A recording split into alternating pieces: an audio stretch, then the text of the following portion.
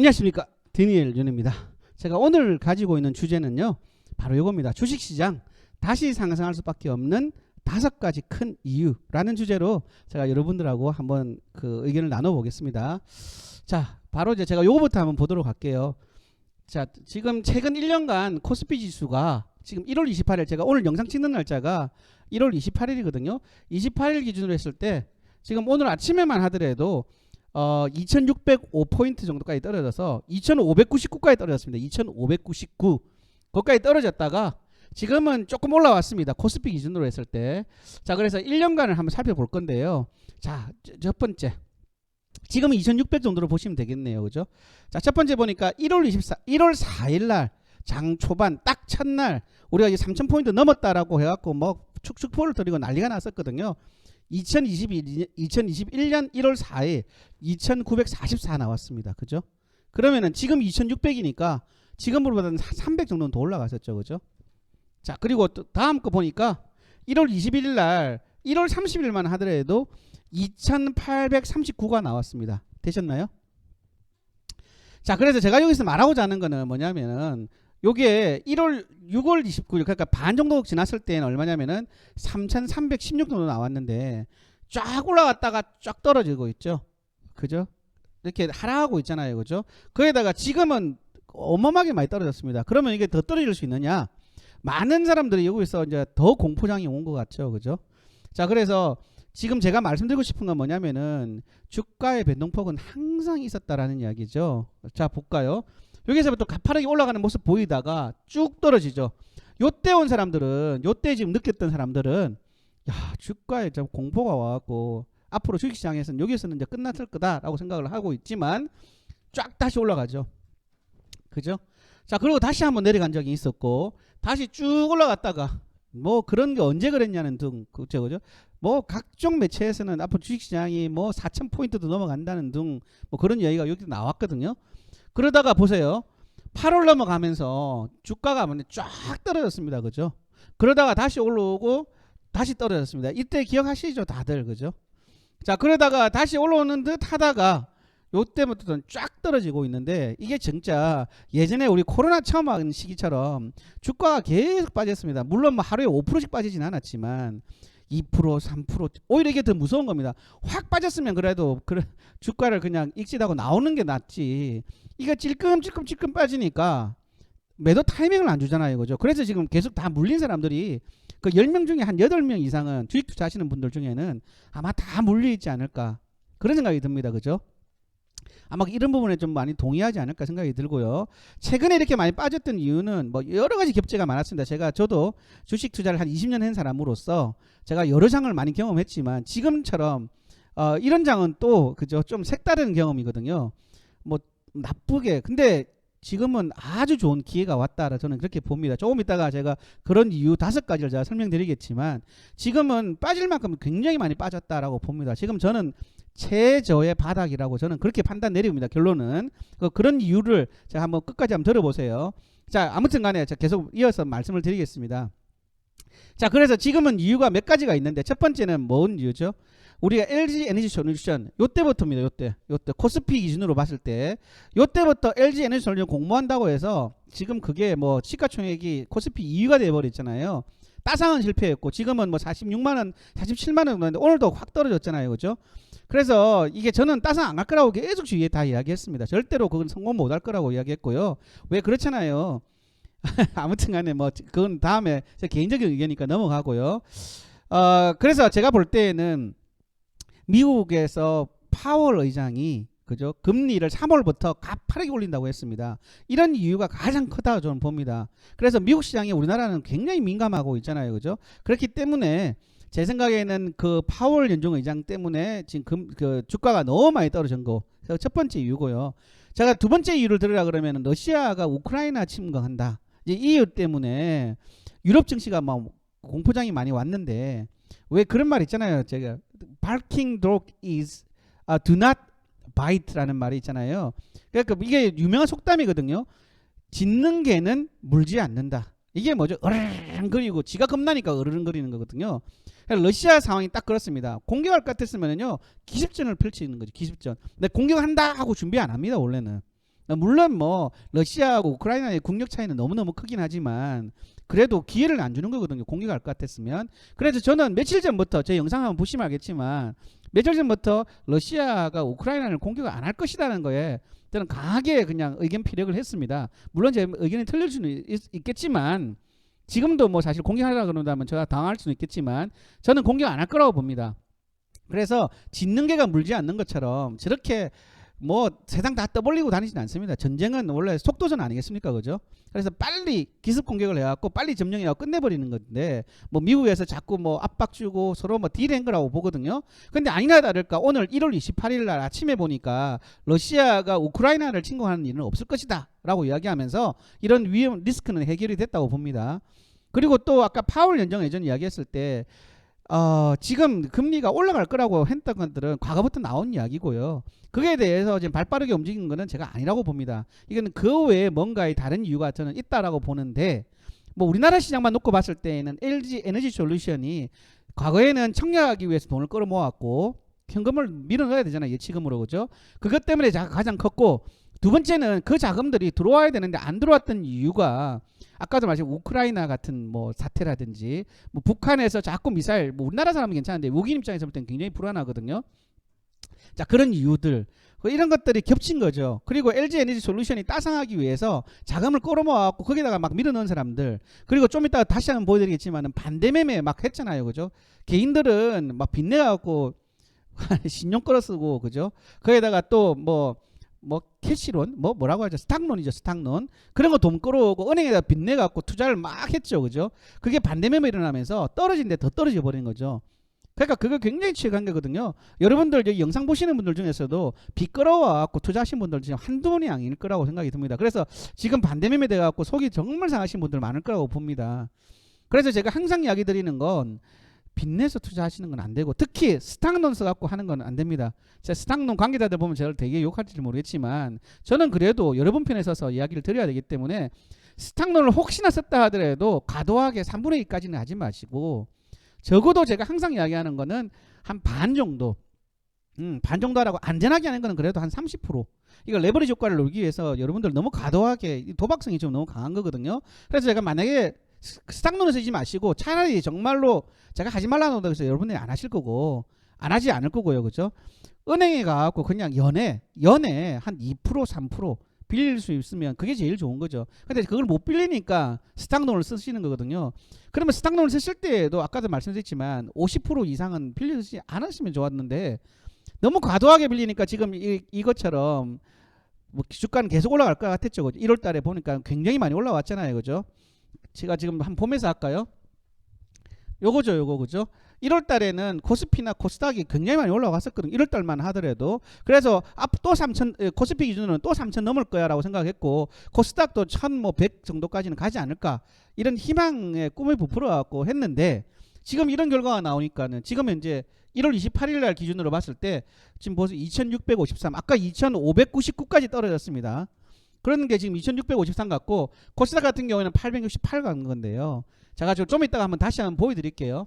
자 그런 이유로 최근 1년간 코스피 지수가 이렇게 지금 변동이 컸다. 과거에도 떨어진 적도 있었는데 지금은 심하게 많이 떨어졌기 때문에 오히려 지금은 기회다라는 이야기를 한 번 더 드리고 싶고요.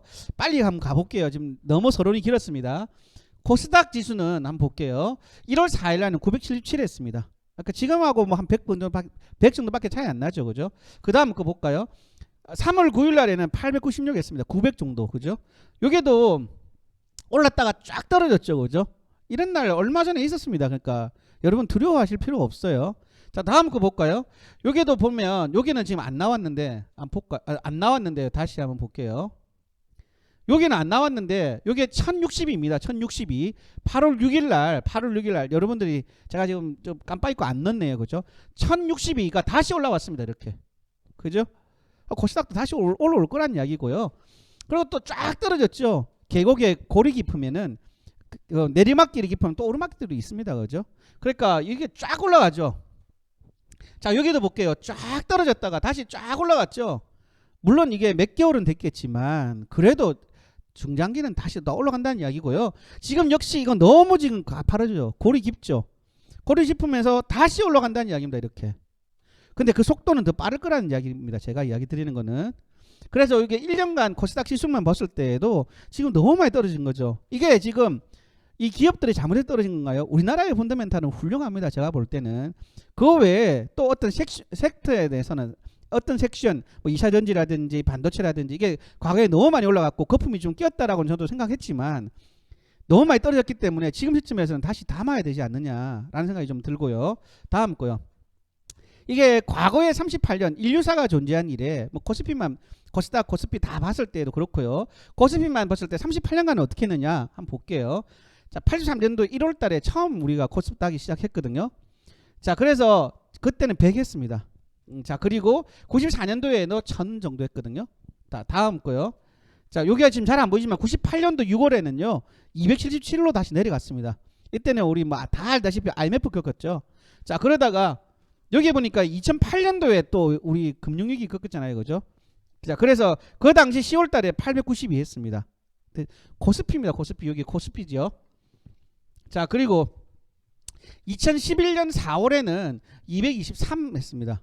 2223. 2231 했네요. 제가 거꾸로 불렀습니다. 4월 달에 이렇게 했고요.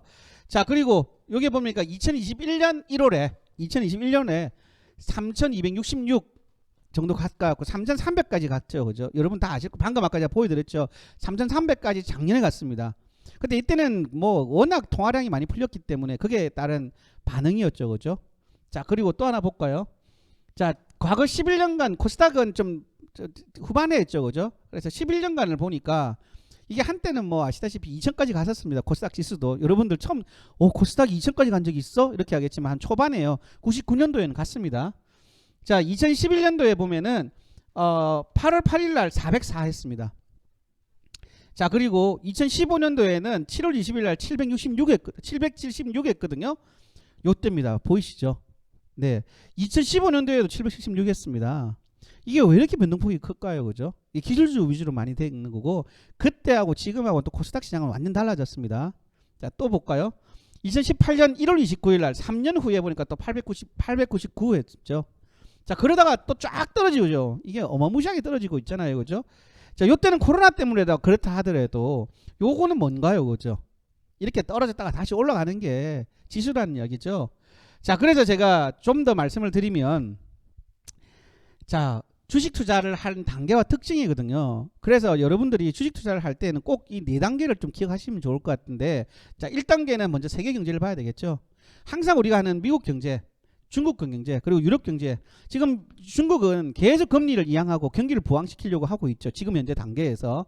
근데 미국 같은 경우에도 제가 어저께 뉴스인가 보니까는요.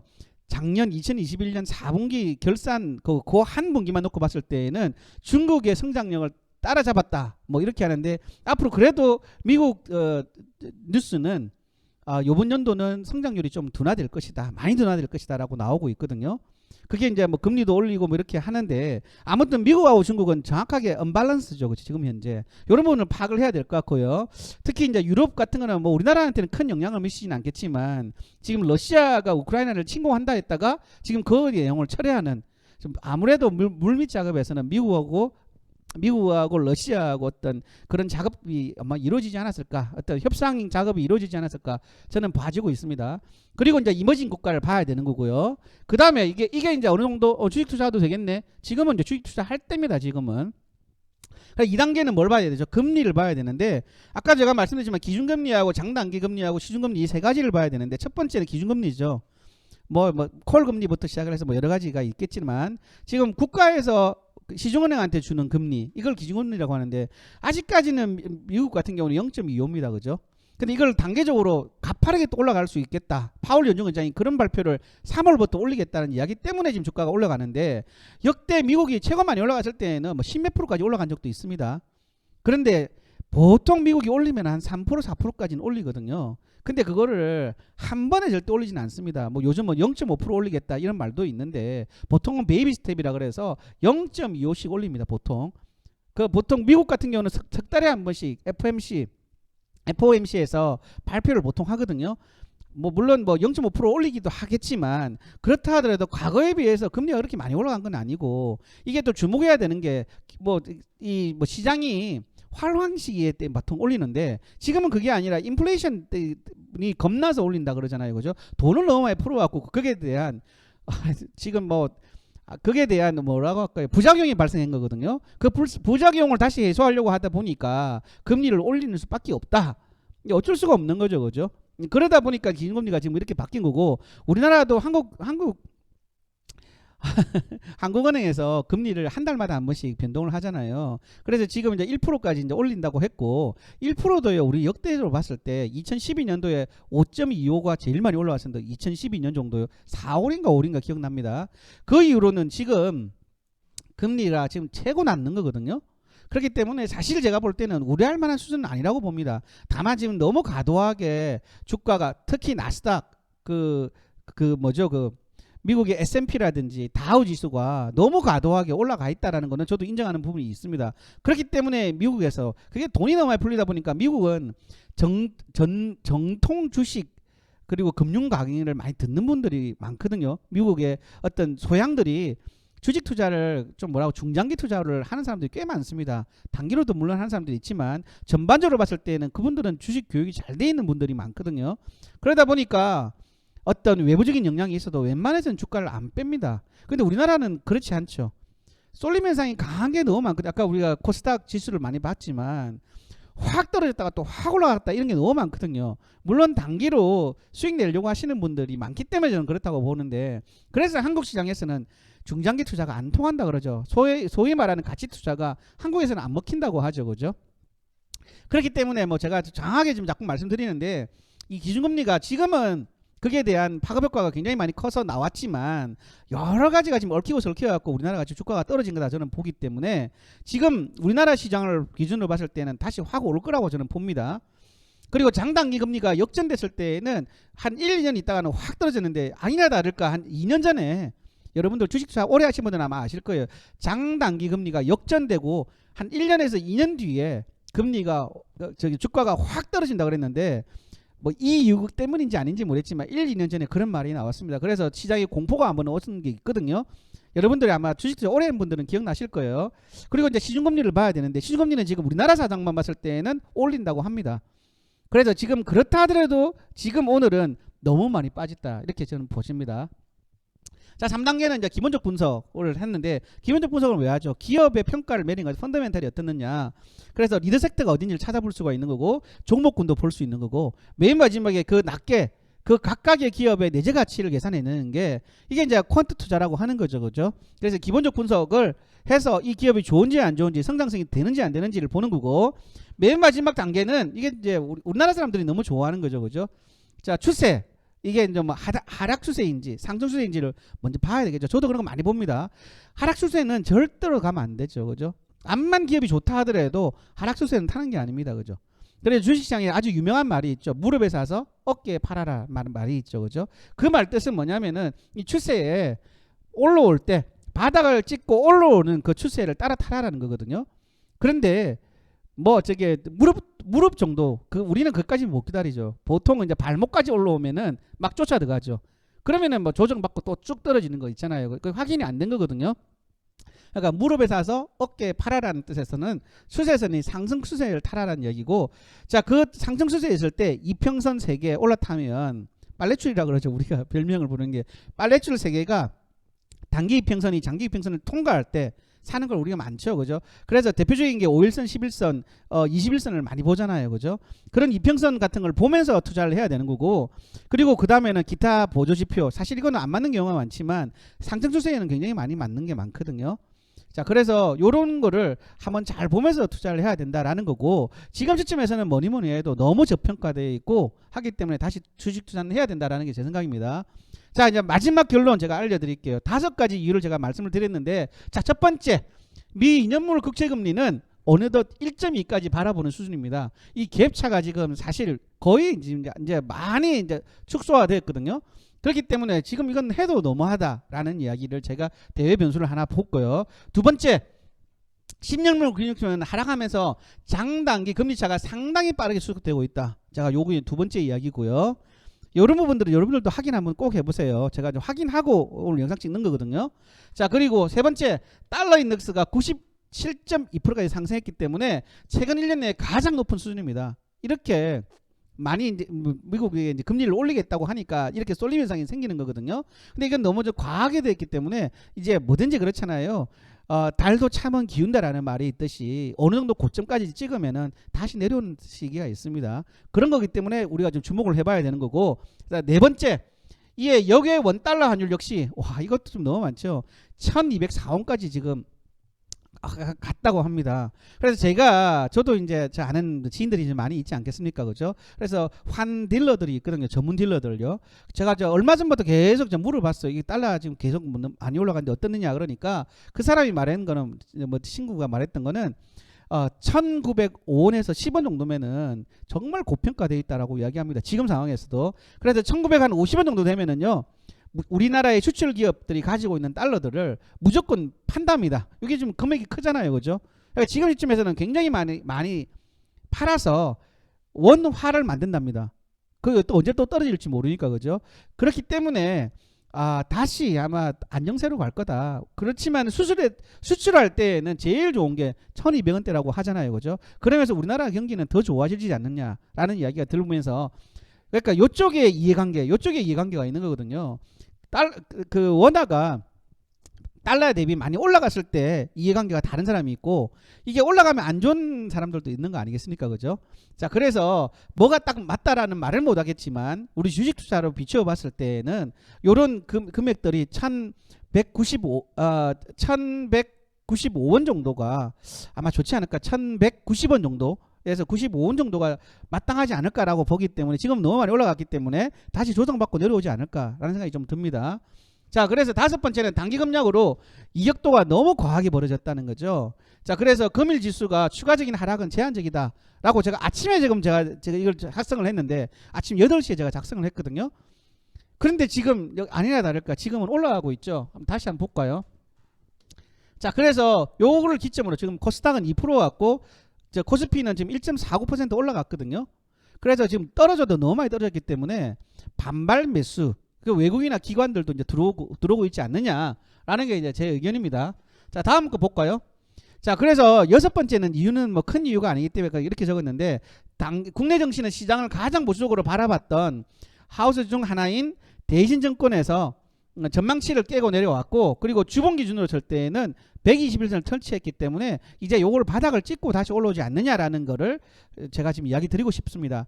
저도 여러 가지 그 증권사에서 발간하는 보고서들을 면밀하게 좀 많이 검토하고 있거든요. 그런 걸 보니까 이런 내용들이 좀 나온 것 같고, 또 하나 보니까 지수가 조정금에 들어가면서 전략 담당 애널리스트들, 이게 소위 말하는 기관들이죠. 근데 기관들이 이렇게 볼 정도면 외국인들도 그렇게 보는 거거든요. 자, 그래 투자 의견이 조금씩 변화가 감지되고 있는데, 자, 여기 첫 번째 거 보면은 신영정권 역시 시장을 굉장히 보수적으로 많이 벌어보는, 제가 사실 개인적으로 신영정권 보고서를 좀 많이 보는 편입니다. 자, 그래서 바라보았는데 어제 보고서를 통해 현재 시점에서 매도가 실익이 없는 구간에 접어들었고 조정이 7분 등선을 넘었다라고 밝혔다. 그러면 사실 지금부터는 이제 매수하기 시작하는 거죠. 이때까지 팔았던 기관들이, 그리고 LG 에너지 솔루션에서 이제 어느 정도 수익 실현하고 나온 그 기관의 자금들이 지금은 저가 매수에 기회를 잡고 들어가지 않느냐라는 생각이 좀 들고요. 과거 금당 후 반등 사례를 살펴보면 아까 제가 말씀드렸죠. 개인들의 반대 매매 때문에 주가가 더 떨어진다는 거죠. 그래서 본격적으로 나온 이후 지수가 회복된 사례가 많았다. 과거 사례 옹고 이지신이라고 그러죠. 옛것을 알아서 뭐 지금께 현실에 적용한다는 이야기죠.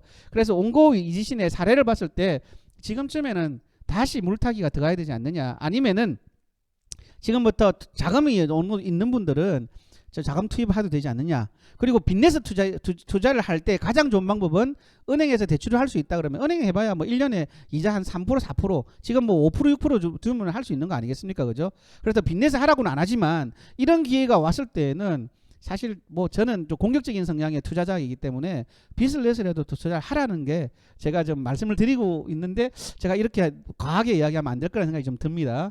자, 다음 거 KB증권에서 관련 데이터를 정리해 주었는데 조금은 더 반대면표가 나올 수가 있다라고 보여집니다 라고 지금 이야기를 합니다. 그런데 조금 더 많으면 될 수 있지만 다시 올라갈 거라는 게 전반적인 애널리스트들의 보고 자료입니다. 자, 마지막으로 기술적 보고서를 발간하고 있는 유한타 증권에서도 이런 이야기입니다. 단기적으로 상당한 과도 매도권에 진입했다.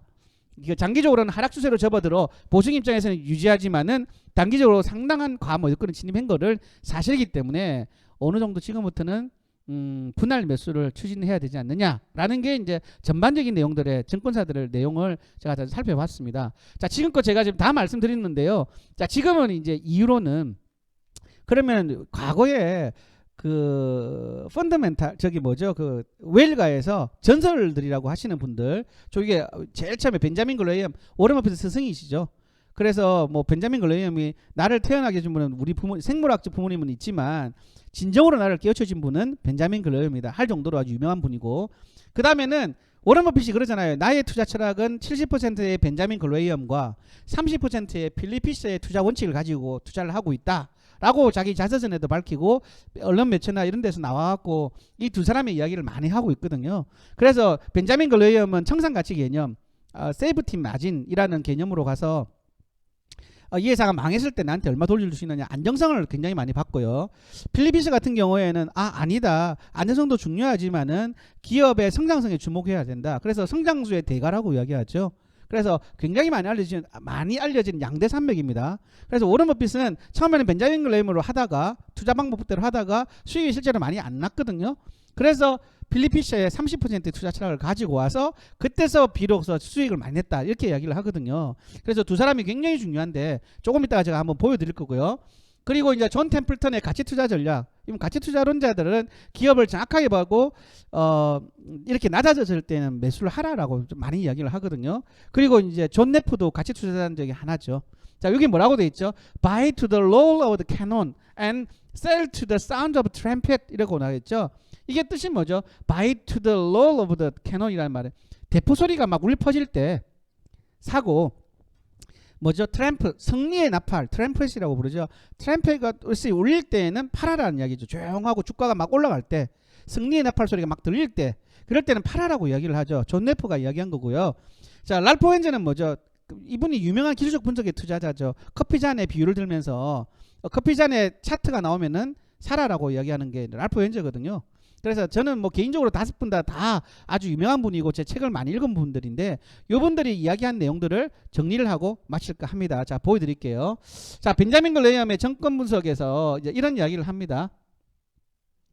자, 첫 번째 이제 이분은 주가의 왜곡 현상이 벌어지는데 그때 비효율성이 발생한다. 그래서 그때 비효율성이 발생할 때 사라. 지금이 주가의 왜곡 현상이죠. 그래서 뭐 이거는 제가 다시 강의할 때 제 채널에서 구독, 좋아요, 알림 설정 눌러주시면 제가 라이브 방송도 하거든요. 오후 2시에 한번 하고 오후 8시에 한번 합니다. 그래서 지금처럼 저한테 제 강의를 좀 인상 깊게 들으신 분들은 지금쯤에 제 채널 여기 주식 꿀버스입니다. 여기 나오죠.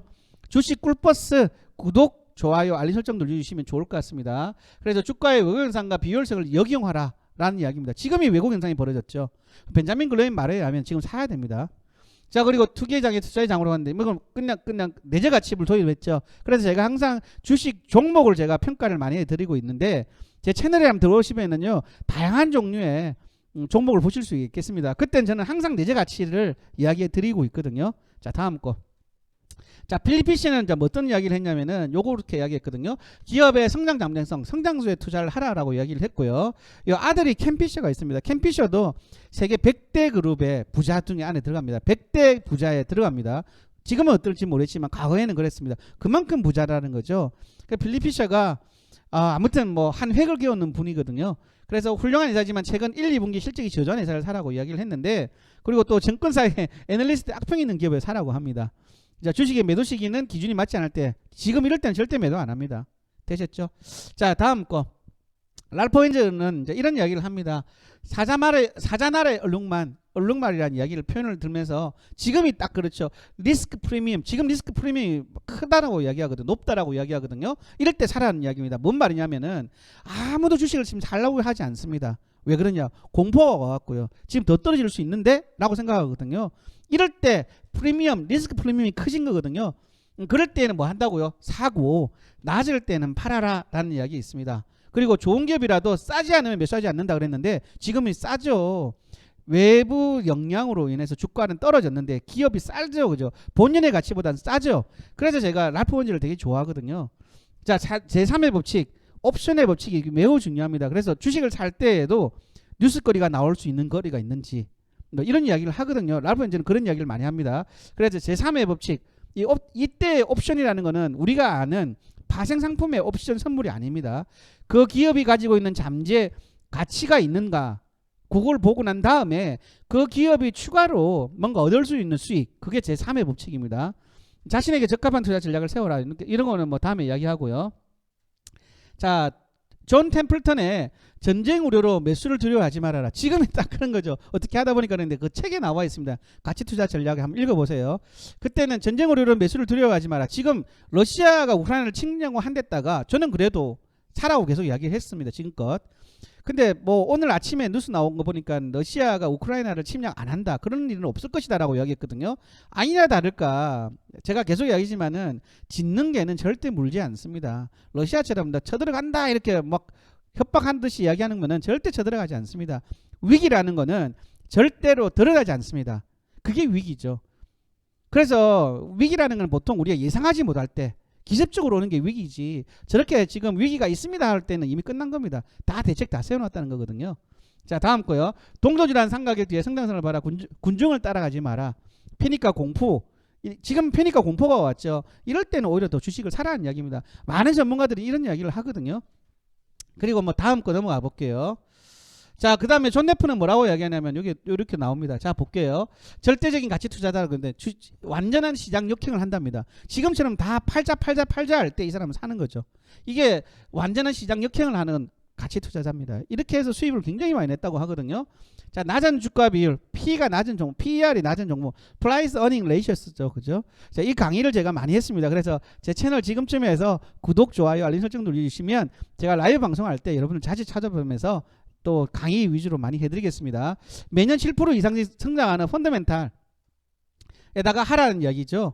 자, 그래서 자, 그리고 이제 뭐 이런 매수 매도하는 방법에 대해서도 많이 이야기를 했거든요. 그래서 제가 여러분 지금껏 제가 말씀드리려고자 하는 내용은 뭐냐면, 자, 지금처럼 이렇게 저평가되어 있을 때는 기회거든요. 근데 제가 지금 보면 제가 살 돈이 없는데요 라고 하시는 분들이 많아요. 많이 물려 있어 갖고, 그죠?